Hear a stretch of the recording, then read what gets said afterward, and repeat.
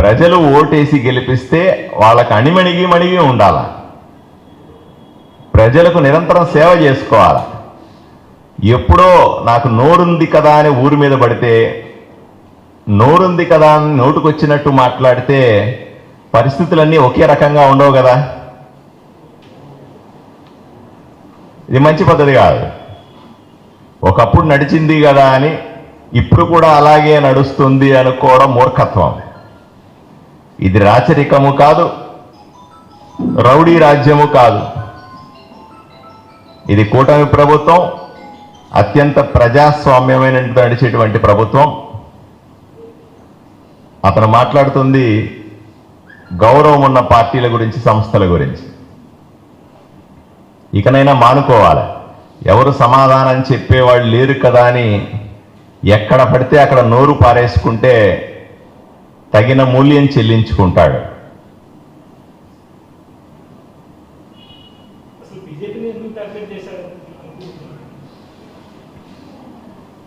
బీజేపీని ఎందుకు టార్గెట్ చేశారు ఆయన్ని అడగాలి. బీజేపీ గురించి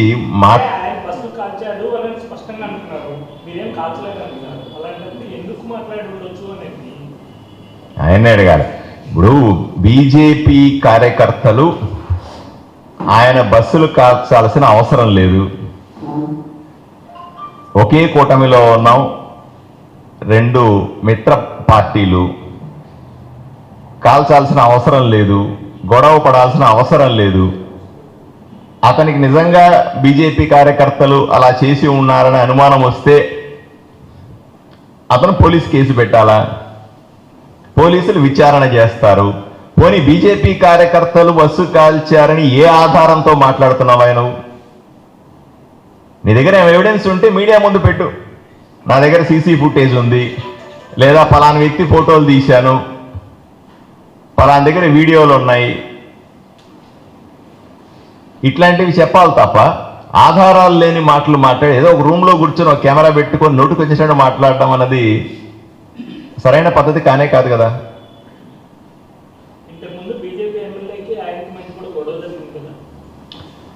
పార్టీల మధ్య 100 గొడవలు ఉంటాయి. పార్టీల మధ్య గొడవల్ని ఇప్పుడు ఆయన ఒక పార్టీలో ఉన్నాడు, భారతీయ జనతా పార్టీ ఆయన సిద్ధాంతాలు వేరే, భారతీయ జనతా పార్టీ సిద్ధాంతాలు వేరే ఉండవచ్చు.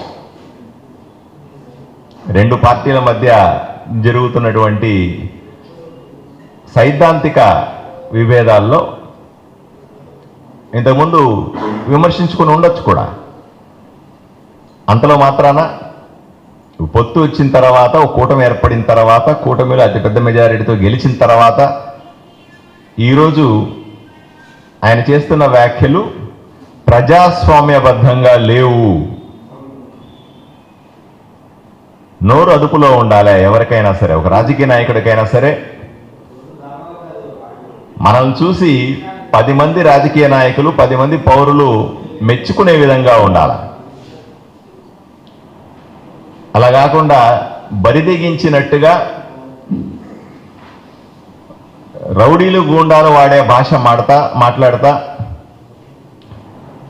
ప్రజానాయకులుగా ఎట్లా చలామణి అవుతారు? ఇది ప్రజాస్వామ్యంలో ఒప్పుకోం, ఎట్టి పరిస్థితుల్లో ఒప్పుకోం.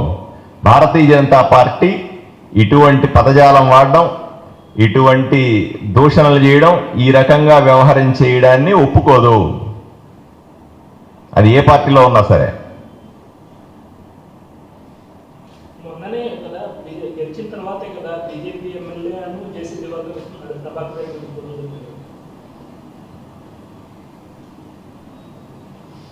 రెండు పార్టీల మధ్య విభేదాలున్న సర్వసాధారణం. కూటమిలో పార్టీ నాయకుల మధ్య సాధారణంగానే అభిప్రాయ భేదాలు ఉంటాయి. వాటిని పరిష్కరించుకునే పద్ధతులు కూడా ఉంటాయి. కూటమి చంద్రబాబు నాయుడు గారు స్పష్టంగా చెప్తారు, రాబోయే 25 సంవత్సరాల పాటు ఈ కూటమిని కొనసాగించాలా అని గౌరవ ముఖ్యమంత్రి చంద్రబాబు నాయుడు గారు కానీ, గౌరవ ఉప ముఖ్యమంత్రి పవన్ కళ్యాణ్ గారు కానీ ఇద్దరు కూడా చాలా స్పష్టంగా చెప్తా ఉన్నారు. ఇక్కడ కూటమి సమస్య కాదు, అతని వ్యక్తిగత సమస్య ఇది. కూటమిలో అందరూ అలా లేరు. అతని వ్యక్తిగత సమస్య. ఏదో మనసులో పెట్టుకొని, లేదా నేను ఏం మాట్లాడినా ఎవరు పట్టించుకోరులేనో, నేను ఏం మాట్లాడినా నడుస్తుంది లేనో భారతీయ జనతా పార్టీ మీద నోటికొచ్చినట్టు మాట్లాడితే ఎలా?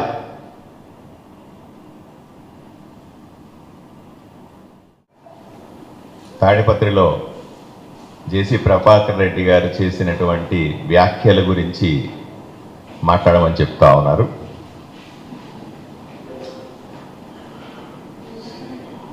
జేసీ ప్రభాకర్ రెడ్డి గారు ఆరోపణ చేస్తా ఉన్నారు, భారతీయ జనతా పార్టీ వచ్చి బస్సులు కాల్చేసింది, భారతీయ జనతా పార్టీ కార్యకర్తలు వచ్చి బస్సులు కాల్చేశారని చెప్తా ఉన్నాడు.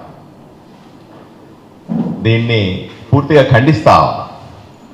భారతీయ జనతా పార్టీ కార్యకర్తలకు బస్సులు కాల్చే అలవాట్లు కానీ, గొడవలు చేసే అలవాట్లు కానీ, ఏదైనా కూల్చే అలవాట్లు లేనిటువంటి పార్టీ మాది. నిర్మాణాత్మకంగా ఆలోచన చేస్తాం. పార్టీ కార్యకర్తలు నిరంతరం దేశం కోసం, రాష్ట్రం కోసం, రాష్ట్ర రాజకీయాల్లో మార్పు కోసం ప్రయత్నం చేస్తుంటారు తప్ప ఏ రోజు కూడా ఇంకొక ఆస్తులకు కూల్చాలనో, కాల్చాలనో, దౌర్జన్యాలు చేయాలనో, గొడవలు చేయాలనే ఆలోచనతో ఎప్పుడూ ఉండరు. ఈ విషయం ప్రభాకర్ రెడ్డి గారు అర్థం చేసుకోవాలి. రెండవది, భారతీయ జనతా పార్టీని, అనుబంధ సంస్థలని నోటికొచ్చినట్టు మాట్లాడుతూ ఉన్నాడు. జేసీ ప్రభాకర్ రెడ్డిని నేరుగా హెచ్చరిస్తా ఉన్నాను.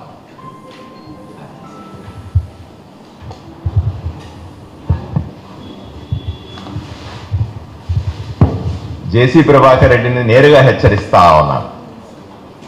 ఒళ్ళు దగ్గర పెట్టుకోవాలి, నోరు అదుపులో పెట్టుకోవాలి.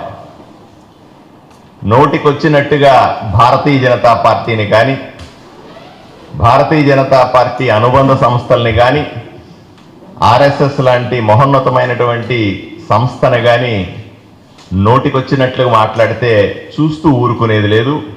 తగిన విధంగా బుద్ధి చెబుతామనే విషయం ఆయనకు అర్థం కావాలి.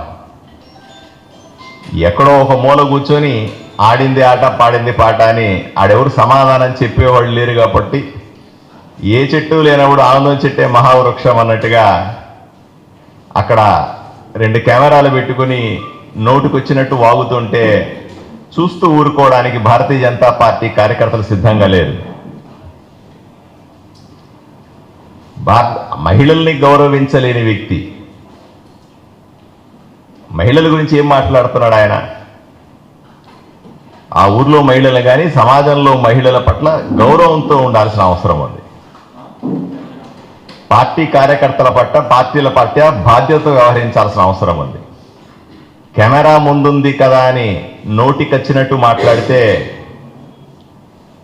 దాని పరిణామాలు చాలా తీవ్రంగా ఉంటాయని జేసీ ప్రభాకర్ రెడ్డిని హెచ్చరిస్తా ఉన్నాం.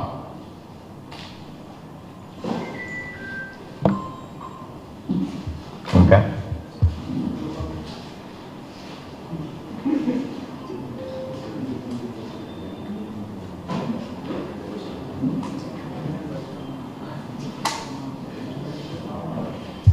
ఇప్పుడు ఆయన బస్సులు ఆపిన విషయంలో జగన్మోహన్ రెడ్డి పెట్టరు, మీరు ఒకే పార్టీలో ఉన్న కూటమిలో ఉన్న బీజేపీ నేతలు ఇలా వ్యవహరిస్తారన్న వైఖరి దాన్ని ఎట్లా తీసుకొస్తారు?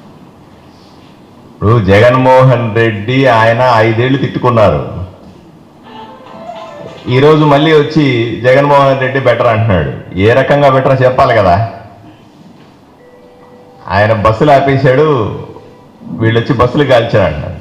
ఎవరు బస్సులు కాల్చారో ప్రభుత్వం విచారణ చేస్తుంది, పోలీసులు విచారణ చేస్తారు. మేము కూడా కోరుతా ఉన్నాం, బస్సులు కాల్చిన వాళ్ళని కఠినంగా శిక్షించాలని కోరుతా ఉన్నాం. బస్సుల్ని బీజేపీ కార్యకర్తలు కాల్చారు ఏం కలగన్నాడా? పోలీసు కేసు ఇవ్వడట, పోలీసులంటే గౌరవం లేదు, పోలీసు కేసు పెట్టడట, పోలీసుల్ని ఎస్పీల్ని నోటుకొచ్చినట్టు మాట్లాడతాడు. ఈయన సభ్య సమాజంలో ప్రజాస్వామ్యంలో ఉన్నాడా, ఇంకా ఆటవిక రాజ్యంలో ఉన్నాడా? ఏం మాట్లాడుతా ఉన్నాడు ఈ మనిషి? ఇది సరైన పద్ధతి కాదు. ప్రజాస్వామ్యంలో వ్యవస్థలు ఉంటాయి, వ్యవస్థల మీద గౌరవం ఉండాలా. వ్యవస్థల్ని ముందు పెట్టి మంచి పరిపాలన చేయాలి. అంతేగాని నేను వ్యవస్థలను నమ్మను, పోలీసులు నమ్మను, గవర్నమెంట్ని నమ్మను, ఈయన ఎక్కడి నుంచిన ఊడిపడ్డా, ఇది కూడా మంచిది కాదు. ప్రజాస్వామ్యంలో ప్రజాస్వామ్యబద్ధంగా నడుచుకోవాలని ఆయనకు హెచ్చరిస్తా ఉన్నాం, ఆయనకు సూచిస్తా ఉన్నాం. ఇప్పుడు నేరుగా కూటమిలో ఉన్న పార్టీని ఆయన టార్గెట్ చేసి మాట్లాడారు కదా, మీరు టీడీపీ అధిష్టానం దృష్టి కూడా దీన్ని తీసుకెళ్తారా? టీడీపీ అధిష్టానాన్ని తీసుకెళ్ళడం అనేది మా అధ్యక్షురాలు, మా పార్టీ తప్పనిసరిగా చేస్తుంది. ఎందుకు చేయదు? ఒక కూటమిలో ఉన్నటువంటి ఒక మున్సిపల్ చైర్మన్, మాజీ ఎమ్మెల్యే నోటికొచ్చినట్టుగా కూటమి కూటమి పార్టీని ఆయన మాట్లాడుతున్నది బీజేపీ గురించి మాట్లాడుతా ఉన్నాడు. బీజేపీ గురించి మాట్లాడేటువంటి అర్హతలు ఏమున్నాయి ప్రభాకర్ రెడ్డి చెప్పండి? దేశంలోనే పెద్ద పార్టీ, ప్రపంచంలోనే పెద్ద పార్టీ. ఈయన మున్సిపల్ చైర్మన్ అయితే ఇట్లాంటి మున్సిపాలిటీ చైర్మన్లు భారతీయ జనతా పార్టీలో దేశమంతా కొన్ని వందల మంది ఉన్నారు. వందల మంది ఎమ్మెల్యేలు, ఎంపీలు ఉన్నటువంటి అత్యంత గౌరవం ఉన్నటువంటి పార్టీ భారతీయ జనతా పార్టీ. దాన్ని మాట్లాడే నైతిక హక్కు ఇతనికి ఏముంటుంది? దాంతోపాటుగా బీజేపీ ఆయన గుర్తు రావట్లేదట, ఆర్ఎస్ఎస్ అనే కానీ దాని అనుబంధ సంస్థలను గుర్తు రావట్లేదంట. ఇవన్నీ కూడా అహంకారపూరితమైనటివి. ఇంత అహంకారం రాజకీయాల్లో పనికిరాదు.